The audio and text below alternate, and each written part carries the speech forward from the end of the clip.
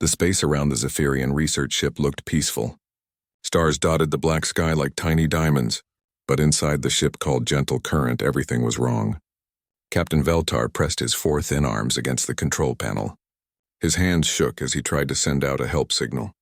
The ship was dying. Air leaked out through cracks in the crystal walls. The beautiful blue and green lights that usually glowed inside were now dim and flickering.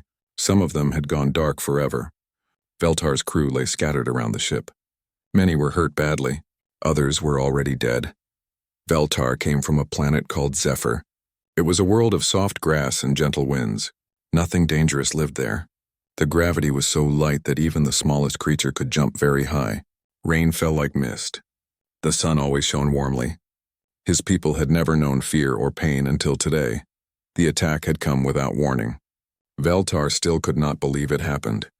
His ship was on a peaceful mission to study strange energy readings near this empty star system. They carried no weapons. They had no soldiers. The idea of fighting was as foreign to them as breathing underwater. Then the Krillian raiders found them. Commander Krex smiled as he watched the damaged alien ship drift helplessly in space. His own ship was 10 times bigger and covered in thick metal armor. Weapons stuck out from every side like the spines of some deadly creature. Behind him, 4 more Krillian warships moved into position. Krex came from a world where strength mattered most. His people had sharp teeth and claws. Their skin was tough like leather. They took what they wanted from weaker species. To them, the Zephyrians were nothing more than easy prey. "Look how they shake," Krex said to his crew. "These soft creatures cannot even fight back. Their ship is made of crystal and dreams. One good hit and it will shatter like glass." The Krillians had conquered many worlds this way. They would attack weak ships, steal their technology, and sell the survivors as slaves. It was easy work and paid very well. They had never met anyone who could stop them. But both species had made one big mistake. Neither knew about Earth. Far away on a small space station orbiting Earth's moon, Lieutenant Sarah Chen was drinking coffee and watching her screens. Her job was to listen for signals from deep space. Most days she heard nothing but the quiet hum of stars and the whisper of cosmic wind. Then the alien signal came through. Sarah almost dropped her coffee cup. The sound was unlike anything she had ever heard. It was beautiful and terrible at the same time. Even though she could not understand the words, she knew it was a cry for help. The computer started working right away, breaking down the signal into numbers and patterns. "This is real," Sarah whispered to herself. "This is actually real." She had trained for this moment for 5 years. Earth had been listening to space for a long time, hoping to find other life. 3 years ago, they had picked up their first alien radio signals. But this was different. This was not just proof that aliens existed. This was someone in trouble calling out for anyone who would listen. Sarah hit the emergency button. Alarms started ringing all through the station. Within minutes, Admiral Marcus Webb was standing behind her chair, reading the data on her screen. His face was hard and serious. "How far away?" he asked. 47 light-years, sir. The signal is coming from the Kepler 442 system. Admiral Webb had served in 3 wars on Earth. He had seen cities burn and watched good people die, but he had never seen anything like this.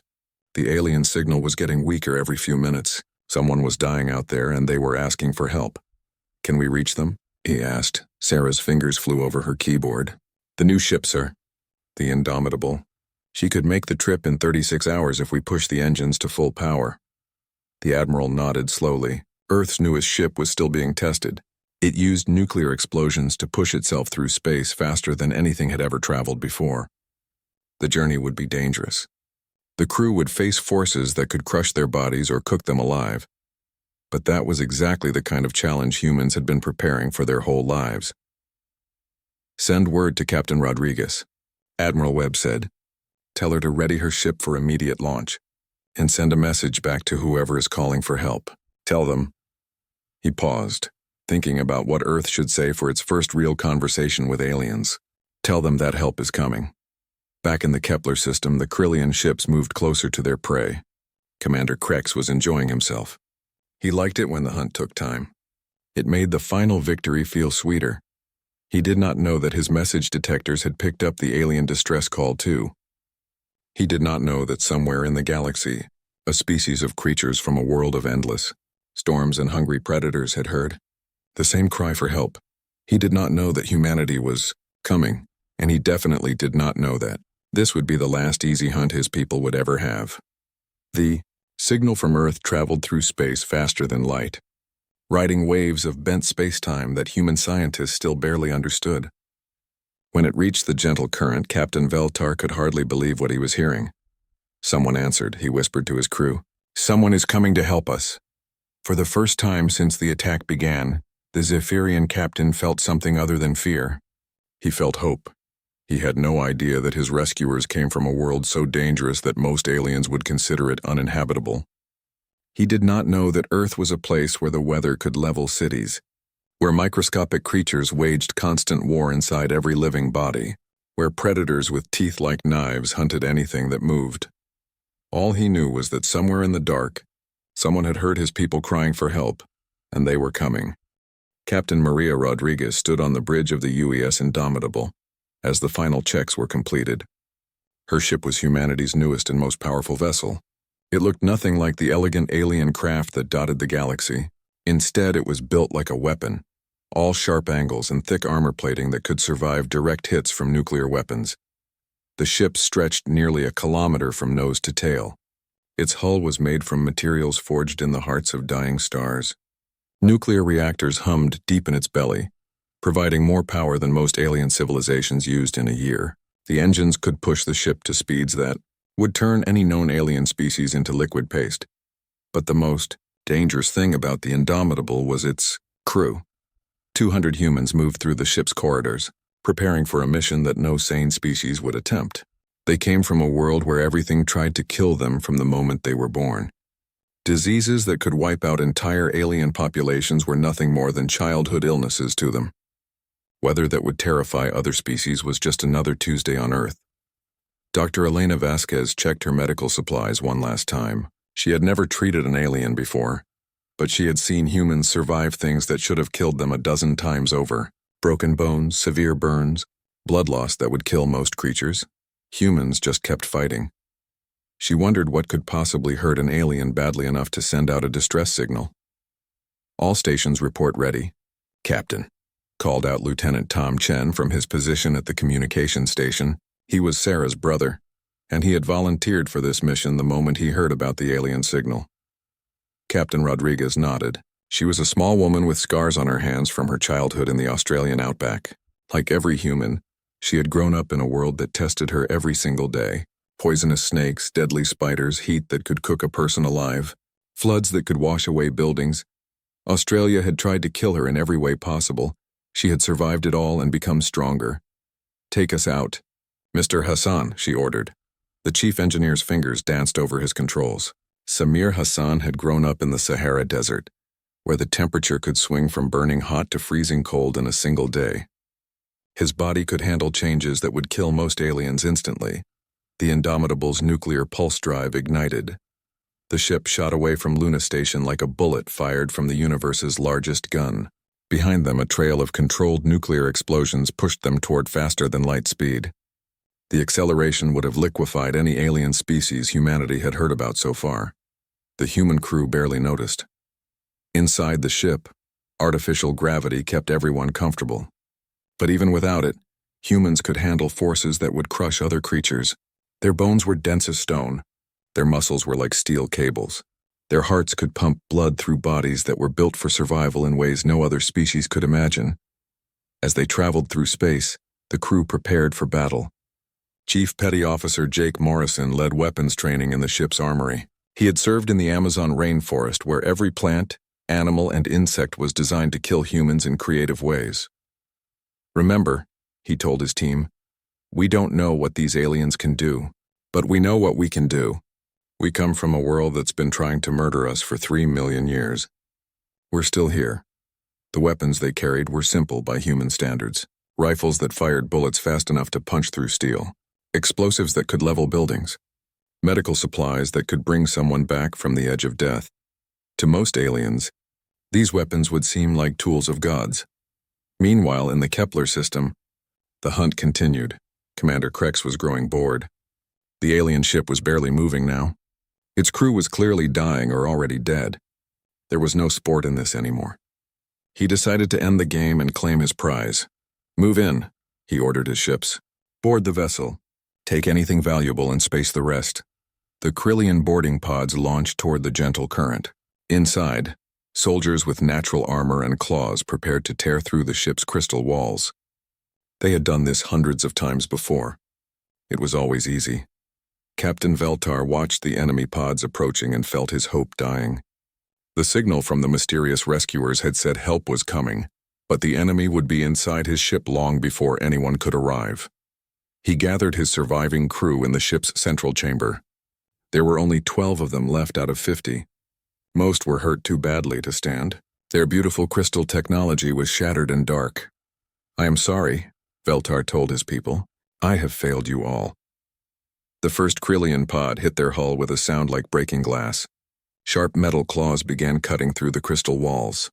In minutes, the raiders would be inside. But 47 light-years away, something was happening that would change the galaxy forever. The Indomitable dropped out of faster-than-light travel at the edge of the Kepler system. Immediately, sensors began painting a picture of the situation. 5 large ships surrounding one small damaged vessel. The math was simple and hopeless. Any reasonable species would turn around and leave. Humans, however, had stopped being reasonable about 3 million years ago when the first human ancestor decided to fight back against a saber-toothed tiger instead of running away. "Tactical analysis," Captain Rodriguez ordered. Lieutenant Sarah Okafor studied her screens. She had grown up in Nigeria, where her family had taught her to hunt lions with nothing but spears. Her understanding of predator and prey relationships was very different from most species. 5 enemy vessels, Captain, each one massing approximately 3 times our displacement. Weapons appear to be plasma-based, roughly equivalent to our own technology. They have not detected us yet. Captain Rodriguez smiled. It was not a nice smile. It was the smile of a predator that had just spotted easier prey than expected. "Open a channel to the enemy fleet," she ordered. "Captain?" Lieutenant Chen looked confused. "Shouldn't we contact Earth first? Get permission for engagement?" "The alien ship won't last that long," Rodriguez replied. "Besides, I don't need permission to save people." This was the moment when humanity announced itself to the galaxy, not with a carefully prepared speech or diplomatic message, but with a simple warning delivered by a woman whose ancestors had survived ice ages, plagues, and wars that would have ended any other species. The message was broadcast on all frequencies in perfect Krillian military code, which human computers had broken during the 36-hour journey. "Unknown vessels," Captain Rodriguez said calmly. "You are attacking a ship that has sent out a distress signal. Release the damaged vessel immediately and withdraw from this system, or face the consequences." Commander Kreck stopped laughing when his communications officer played the message a second time. "How do they know our language?" he demanded. "Unknown, sir. The transmission came from the ship that just entered the system. It appears to be alone." Krex looked at the tactical display. 1 ship against 5. The aliens and whoever they were either insane or incredibly stupid. "Signal to all ships," he ordered. "Destroy the newcomer. Then we finish with our original prey." He had no idea that he had just declared war on the most dangerous species the galaxy had ever produced. The Krillian ships turned toward the Indomitable, like sharks smelling blood in the water. Their weapons powered up, missiles loaded into tubes, plasma cannons charged to full power. On the human ship, Captain Rodriguez watched them come. "All hands, this is the captain," she announced over the ship's communication system.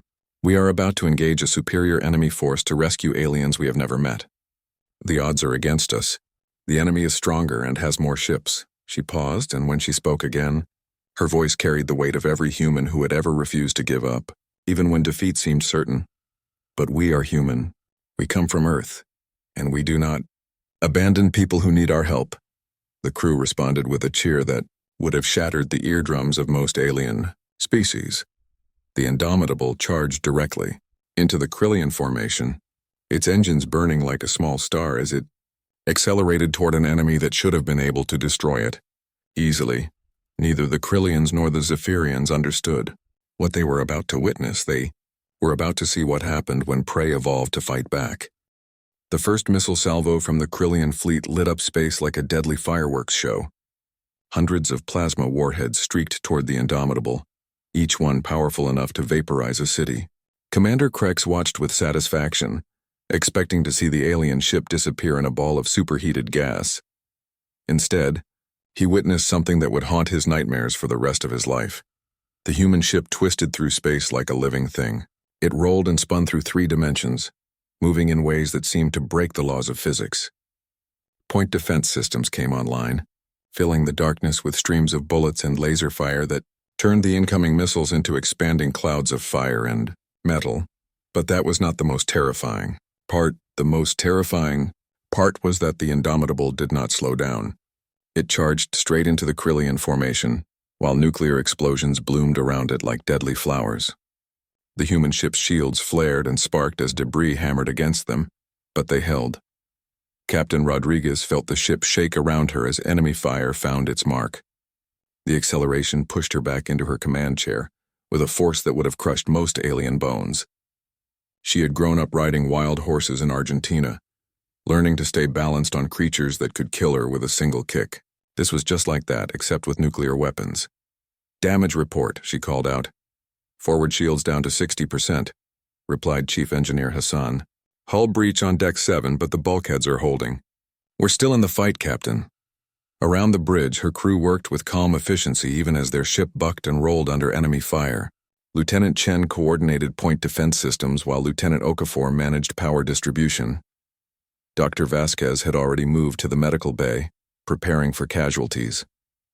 None of them showed fear. They came from a world where showing fear meant becoming something else's dinner. "Bring us around for attack run, Alpha," Rodriguez ordered. "Target their flagship." The Indomitable completed its impossible dance through the enemy missile swarm and lined up on Commander Krex's ship. The human vessel's main guns came online, weapons designed to crack asteroids and break apart space stations. When they fired, space itself seemed to scream. The plasma bolts that erupted from the human ship were different from anything the Krillians had ever seen. Instead of the elegant energy beams most civilizations used, these were crude, brutal things that tore through space like hammers made of lightning. They struck Krex's flagship with the force of falling mountains. The Krillian ship's shields collapsed instantly. Armor plating that had survived dozens of battles was peeled away like paper. Atmosphere vented into space as hull sections simply ceased to exist. "Impossible," Krex whispered as alarm screamed around him. "No single ship has that much firepower." He was wrong.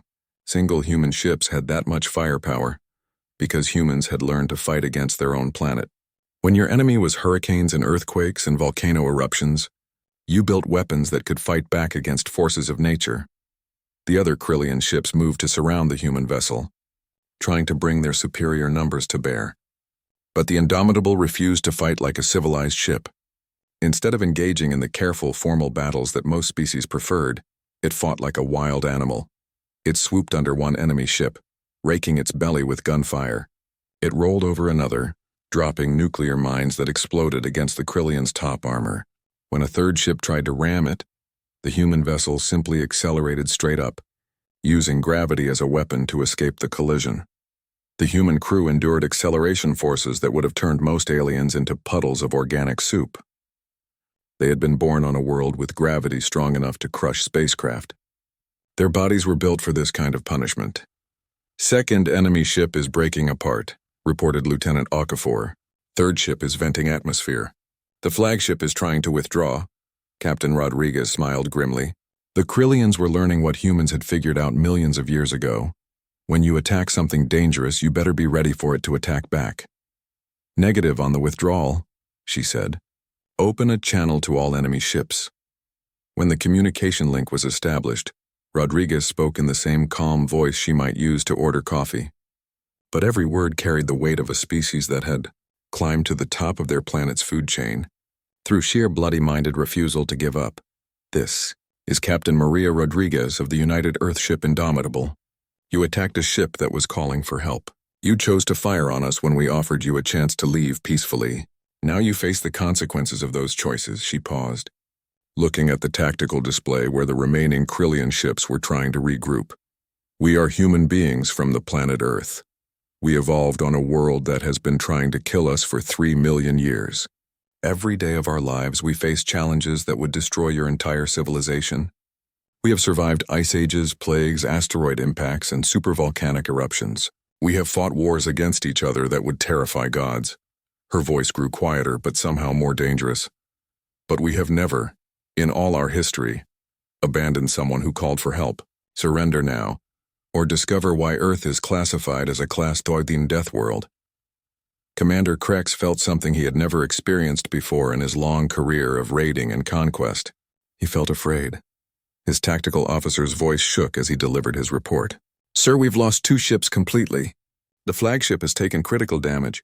The enemy vessel shows minimal damage despite taking direct hits from our entire fleet. What kind of creatures are these? Krex demanded. His science officer had been scanning the human ship since the battle began. The readings made no sense according to everything they knew about intelligent life. Sir, their ship appears to be built for combat in ways we've never seen. The hull is constructed from materials we don't recognize. The crew is withstanding acceleration forces that should liquefy any known species. And their weapons? The officer paused, checking his instruments again. Their weapons appear to be designed for planetary bombardment, not ship-to-ship combat. What does that mean? It means, sir, that we are fighting creatures who build their warships to fight planets. The tactical situation was becoming clear to everyone on the Krillian flagship. They had attacked someone's rescue ship, and now they were losing to a single vessel that should not have been able to stand against their entire fleet. But the humans were not finished demonstrating why their species had survived on Earth. The Indomitable suddenly accelerated directly toward the Krillian flagship. Point defense systems came online, creating a wall of fire around the human ship as it closed the distance. For a moment, it looked like the humans were planning a suicide attack. Instead, they did something much worse. The human ship flipped end over end at the last second, bringing its main engines to bear on the Krillian vessel. Nuclear fire washed over Krex's ship like the breath of an angry star. Metal melted. Electronics fried. Crew members screamed as radiation alarms went off throughout the ship. When the flames cleared, the Krillian flagship was still intact, but just barely. Half the ship was molten slag. The other half was held together by emergency force fields and desperate prayers. This is your final warning, Captain Rodriguez broadcast. Surrender, or we will be forced to demonstrate why humans are the only species crazy enough to evolve on a planet that actively tries to murder them. Commander Krex looked around his ruined bridge. His crew was staring at him with expressions of barely controlled terror. Outside, the human ship hung in space like a patient predator, waiting for his decision. He had heard stories about death worlds, planets so dangerous that no sane species would try to live there. Places where the weather could kill, where the animals hunted with claws and fangs, where even the plants were deadly. But he had never imagined that something could actually evolve on such a world and survive to reach the stars. All ships, he ordered quietly, stand down weapons and prepare to surrender. It was the first time in Krillian history that their fleet had surrendered to a single enemy vessel. As the battle ended, Captain Rodriguez turned her attention to the real reason they had come so far from home. The alien ship that had sent out the distress signal was still drifting helplessly in space, its crystal hull cracked and bleeding atmosphere. Helm, take us alongside the damaged vessel, she ordered. Dr. Vasquez, prepare a boarding party. We have aliens to rescue. For the first time in galactic history, humans were about to make first contact with another species. They had no idea that this moment would change the entire galaxy forever. Dr. Elena Vasquez floated through the airlock connecting the Indomitable to the alien vessel, her medical kit secured to her back and a portable atmosphere generator in her hands. Behind her came a team of 6 Marines led by Sergeant Maria Santos, each one armed and ready for anything they might find.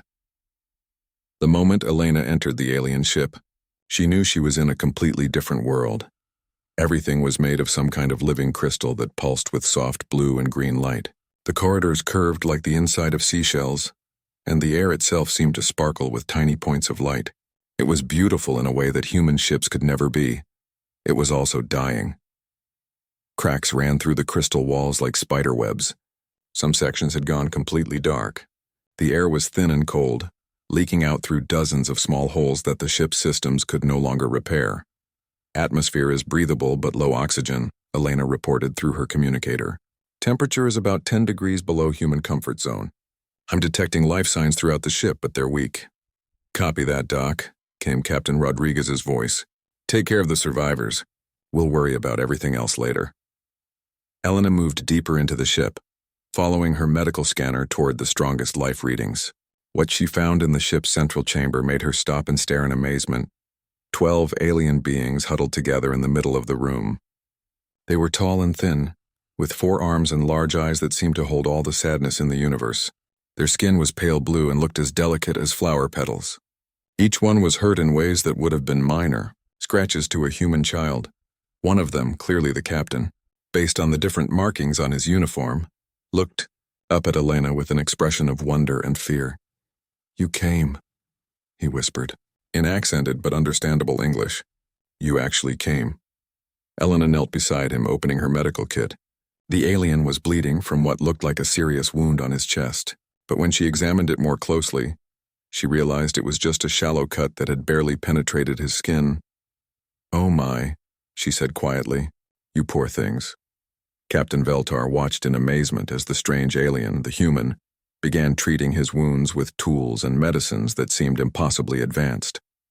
The creature was shorter than any Zephyrian, but something about the way it moved suggested incredible strength hidden beneath soft-looking skin. "What are you?" he asked.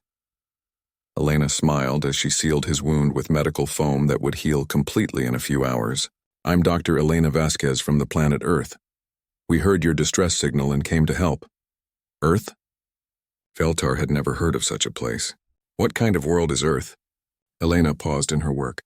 How could she explain Earth to someone who had clearly never known danger? How could she describe a planet where children learn to run from predators before they learn to walk? Where every breath of air contained millions of microscopic creatures trying to invade their bodies? Where the weather could kill and the ground itself could shake apart buildings? "It's a difficult place," she said finally. "Very different from your world, I think." As Elena worked on the other survivors, she began to understand just how different their worlds really were. These aliens, Zephyrians Captain Veltar called them, had bones like hollow bird bones. Their muscles were weak by human standards. Their skin was so delicate that even gentle handling left marks. They came from a world with low gravity and no predators. They had evolved in peace and safety, never needing to fight or struggle or survive. The idea of violence was as foreign to them as the idea of breathing underwater was to humans. The wounds that had left them helpless and dying would not have even slowed down a human teenager. "Sergeant Santos," Elena called to the Marine commander. "I need you to see this." Maria Santos was a veteran of conflicts in South America and Africa. She had seen humans survive things that should have killed them a dozen times over, but even she was amazed by what Dr. Vasquez showed her. "Their bone density is less than half of human normal," Elena explained quietly, away from the aliens. "Their muscle tissue is incredibly weak. And their immune systems," she shook her head. "A common human cold virus would probably kill them all in hours." "What kind of place did they come from?" Santos asked. "Paradise," Elena replied. "A world so gentle and safe that they never needed to become strong." Around them, the rescued Zephyrians watched their saviors with growing awe. These humans moved with casual grace in the low artificial gravity of the ship. They lifted heavy equipment that would have taken 3 Zephyrians to carry. When Elena accidentally cut herself on a piece of broken crystal, she simply put a bandage on the wound and kept working. The same injury had killed 2 of Veltar's crew members. "How is this possible?" Veltar asked Elena as she finished treating the last of his people. "Your species should not be able to survive. You are too dense, too strong. Your bodies work too hard." Elena sat back on her heels, thinking about how to answer. Through the crystal walls, she could see the Indomitable floating nearby, its massive bulk dwarfing the elegant alien ship. Even damaged and leaking air, the human vessel looked like it could fight off an entire fleet, which, she reflected, it basically just had. "We come from a world that tried to kill us," she said simply. "Every day from the moment we are born until the day we die, Earth tests us. The gravity is strong enough to crush ships like yours. The weather can destroy cities. Animals hunt us with teeth and claws. Diseases attack our bodies constantly." She gestured toward the cracked walls of the alien ship. "What happened to you here? This damage that nearly killed your entire crew. On Earth, we would call this a minor accident. Human children survive worse injuries while playing in their backyards." Veltar stared at her in horror and fascination. Your world sounds like the deepest level of hell. How do you bear it? Elena smiled. We don't just bear it. We thrive on it. Every challenge makes us stronger. Every danger teaches us to survive better. We've turned our planet's attempts to kill us into the very thing that makes us powerful. She stood up, offering her hand to help Veltar to his feet. He weighed so little that she could have lifted him with one finger. That's why we came when we heard your signal, she continued. When someone calls for help, humans respond. It doesn't matter if they're our own species or complete strangers. It doesn't matter if the odds are against us. We help because that's what we do. As the rescue operation continued, more humans came aboard the Zephyrian ship. Engineers worked to patch the hull and restore life support. Medical technicians treated the survivors with equipment that seemed like magic to the aliens. Lieutenant Chen established communication with Captain Rodriguez, relaying status reports back to the Indomitable. As he worked, he asked Veltar about the attack. The Krillians came without warning, Veltar explained. We are researchers, not warriors. We had no weapons, no defenses. To us, the idea of deliberately hurting another living being is... He struggled for words. It is like asking us to stop breathing. Where we come from, Chen replied, hurting people is wrong too. But we learned long ago that sometimes you have to fight to protect those who can't fight for themselves. Through the crystal walls, they could see the defeated Krillian ships floating nearby under guard by human vessels that had arrived during the rescue. Commander Krex and his surviving crew were now prisoners, facing judgment for their crimes. What will happen to them? Veltar asked. They'll be taken back to Earth for trial, Chen explained. They attacked a ship calling for help and they fired on our rescue vessel. Under human law, that makes them pirates and murderers. And the penalty for such crimes? Chen's expression grew hard. On Earth we have a saying, play with fire, get burned. They chose to prey on the weak and helpless. Now they face justice from a species that spent 3 million years learning to fight back against bullies. As the last of the Zephyrians were transferred to the Indomitable's medical bay, Veltar took one last look at his broken ship. It had been his home for 10 years, carrying his research team safely through the galaxy's peaceful regions. He would never see it again.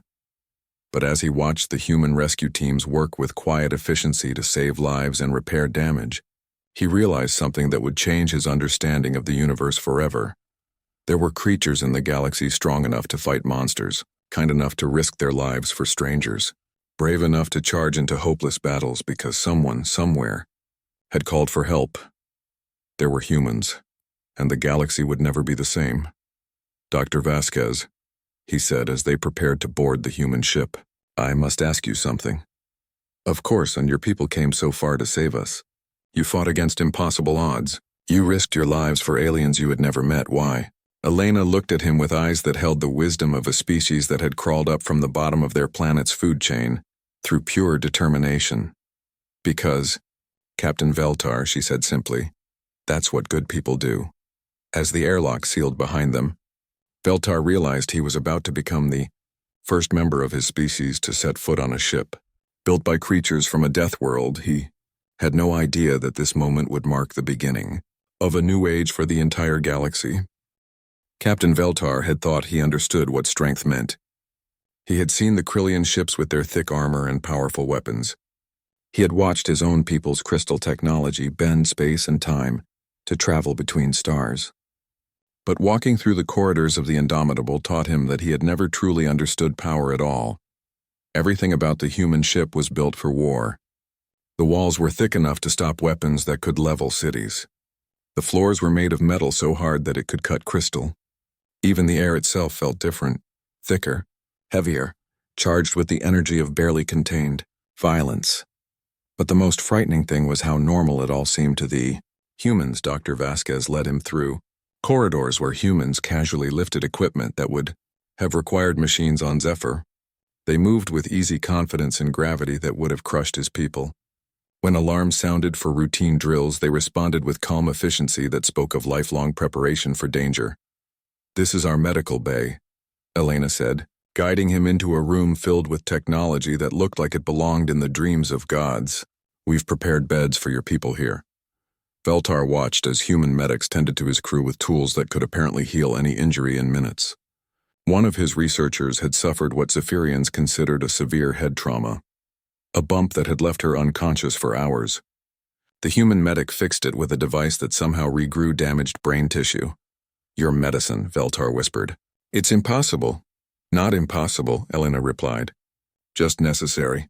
When you come from a world where everything tries to kill you, you get very good at putting people back together." She showed him brain scanners that could detect injuries invisible to Zephyrian technology, surgical tools that worked at the cellular level, medicines that could cure diseases his people had never even dreamed of. "We had to develop all of this," she explained, "because Earth doesn't give us any choice. Our children are born into a world of predators and poisons. Our adults face storms that can destroy continents. Our elderly battle diseases that would wipe out entire alien civilizations. But how do you bear it?" Veltar asked. "How do you live with such constant danger?" Elena smiled. "We don't just live with it. We grow stronger because of it. Every challenge teaches us something new. Every threat forces us to become better than we were before." As they talked, Captain Rodriguez appeared in the medical bay to check on their guests. Veltar noticed how the other humans straightened when she entered, not from fear but from respect earned through shared hardship. "How are our passengers doing, Doctor?" Rodriguez asked. "They'll be fine, Captain. Their injuries were less severe than they appeared." Elena paused. "Captain, I think you should know. These people come from a world so gentle that what nearly killed them would barely scratch a human child." Rodriguez nodded thoughtfully. She had been reading the preliminary reports about Zephyr during the journey back to Earth. A world with gravity 1/5 of Earth's. No predators larger than insects. Weather so mild that the temperature never varied by more than a few degrees. No natural disasters, no diseases. It sounded like paradise to most humans. To Rodriguez, it sounded impossible. "Captain Veltar," she said, "I've been wondering about something. Your ship, it's beautiful, but it has no weapons at all. No armor, no defenses of any kind. How does your species handle conflict?" Veltar looked confused. "Handle conflict? I don't understand. There is no conflict on Zephyr. Why would there be? But surely you must have disagreements. Competition for resources, territorial disputes. We talk," Veltar said simply. "We discuss problems until we find solutions that work for everyone. The idea of using violence to solve problems is..." He searched for words. It would be like trying to breathe water. Impossible. Rodriguez and Elena exchanged glances. They were beginning to understand just how different their species really were. "What about other alien races?" Rodriguez asked.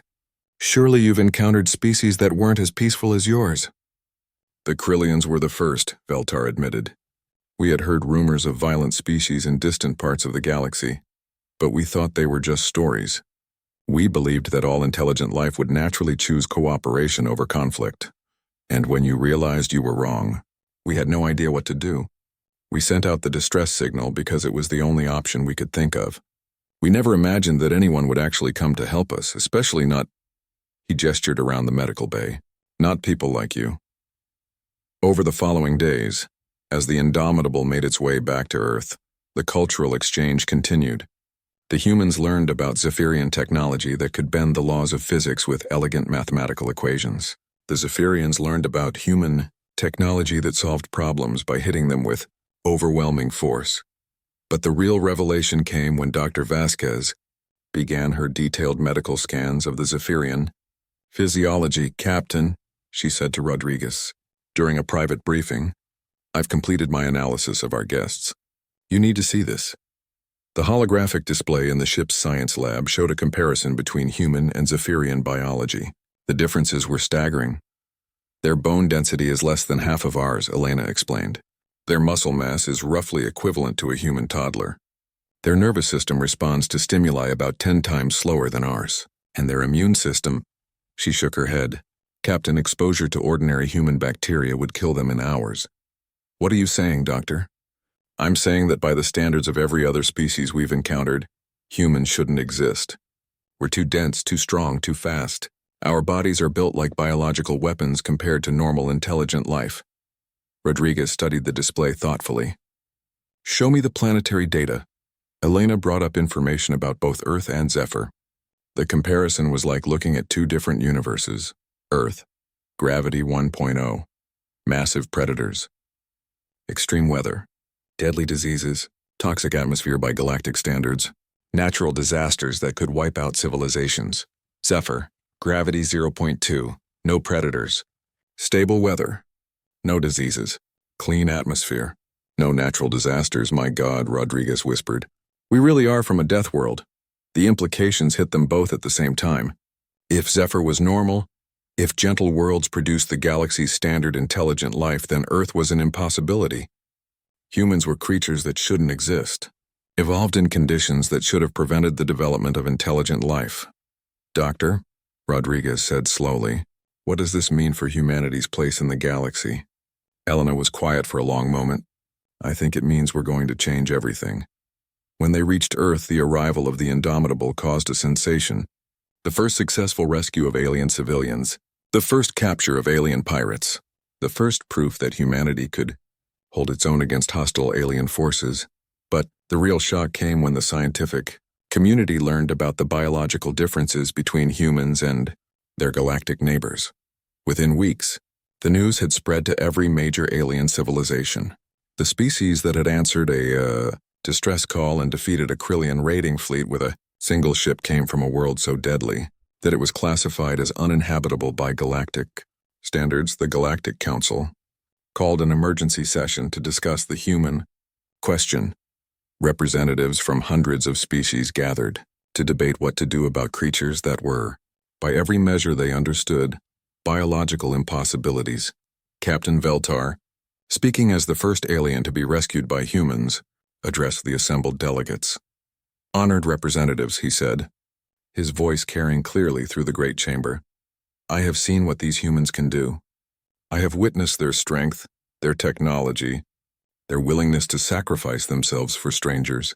He paused, looking around at delegates who represented species from across the galaxy. Yes, they come from a world that would kill any of us in minutes. Yes, they are stronger and more durable than any known form of intelligent life. Yes, their very existence challenges everything we thought we knew about evolution and biology. He stood straighter, his forearms spreading wide. But when my people were dying in the darkness between stars, when raiders had come to kill us and take our technology, when we called out into the void hoping against hope that someone would hear us, his voice grew stronger. They came. They risked their lives. They fought impossible odds. They saved us. The chamber was silent. If these are monsters, Veltar concluded, then perhaps the galaxy needs more monsters. The vote for Earth's admission to the Galactic Council was close, closer than anyone had expected. But in the end, the argument that swayed the delegates was simple. In a galaxy full of predators like the Krillians, having allies who could fight back was worth any risk. Humanity was welcomed into galactic civilization with a mixture of fear, awe, and desperate hope. And across the galaxy, a new phrase began appearing in alien languages, translated from the human expression that had become synonymous with impossible determination in the face of overwhelming odds. Humanity. Fuck yeah. 6 months later, Krillian raiding had virtually ceased throughout the galaxy. Word had spread that there were now creatures in space who would hunt the hunters, who would answer distress calls with weapons that could shatter planets.